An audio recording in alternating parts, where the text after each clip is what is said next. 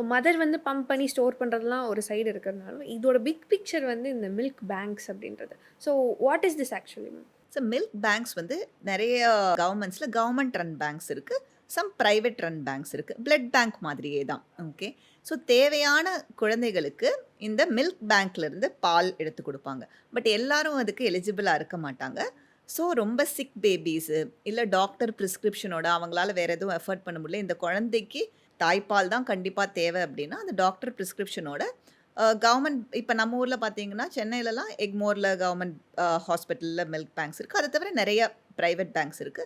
அங்க அப்ரோச் பண்ணாங்க அப்டின்னா, ஏன்னா பிளட்ட விட அவைலபிலிட்டி ஆஃப் மில்க் வந்து இன்னுமே கம்மி. ஸோ அந்த மாதிரி அதனால தான் நெறைய மதர்ஸ் கிட்ட ப்ளீஸ் கம் ஃபார்வர்ட். நீங்க எக்ஸசிவ் மில்க் இருந்துச்சுன்னா, கண்டிப்பா டொனேட் பண்ணுங்க. நெறைய குழந்தைங்களுக்கு யூஸ்ஃபுல்லா இருக்குங்கிறது தான் சொல்றோம்.